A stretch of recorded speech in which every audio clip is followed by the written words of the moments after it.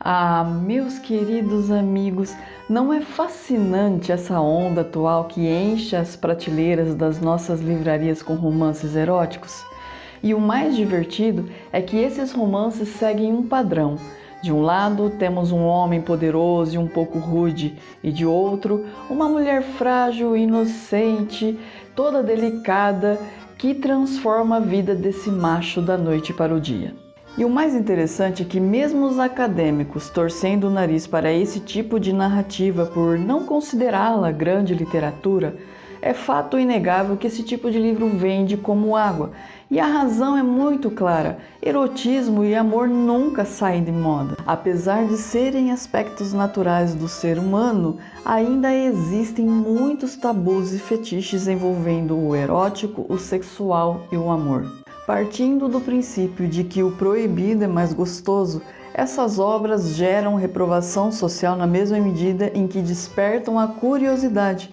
E é justamente esse o caso do livro que será objeto de resenha do repertório desta semana. E sim, meus amigos, estamos falando do livro O Cortiço, de Aloísio Azevedo. Eu sou Gisele Silva Rumim e convido vocês para essa conversa que começa, é claro, logo após a vinheta.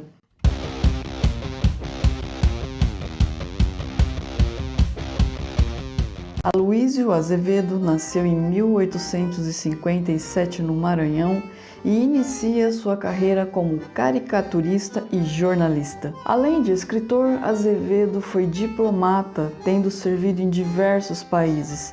Na literatura, ele se destaca como um grande nome do naturalismo brasileiro. Mas o que é naturalismo? Bem, os naturalistas acreditavam que as pessoas eram moldadas não somente pelo meio em que viviam, como também por fatores de hereditariedade.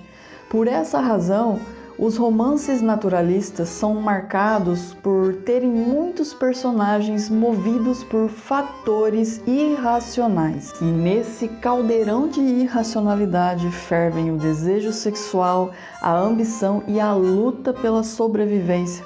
Por esta razão, a violência e a degradação moral são temas recorrentes dos romances naturalistas.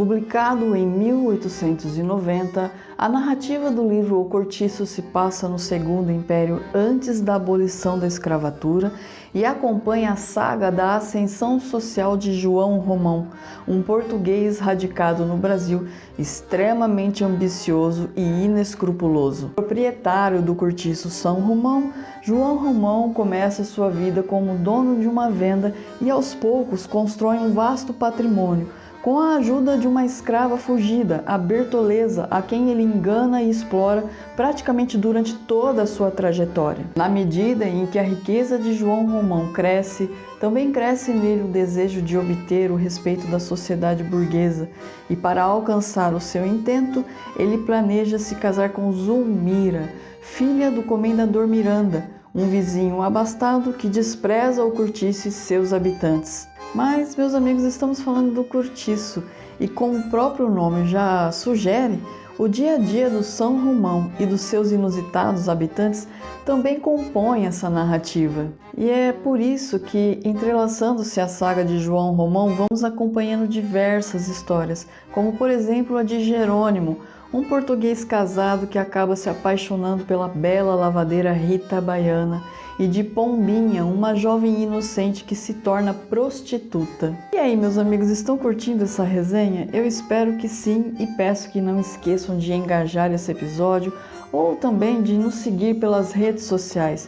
Deixe uma curtida e um comentário, inscreva-se no canal se estiver nos assistindo pelo YouTube, compartilhe nas redes sociais, indique aos amigos, inscreva-se caso esteja nos ouvindo por podcast. O engajamento de vocês é fundamental para que esse trabalho cresça. Bem, como é tradição do canal G Pensadora, nós vamos compartilhar com vocês alguns detalhes sobre essa leitura que julgamos interessantes. Você precisa entender que naturalismo e finais felizes raramente andam de mãos dadas.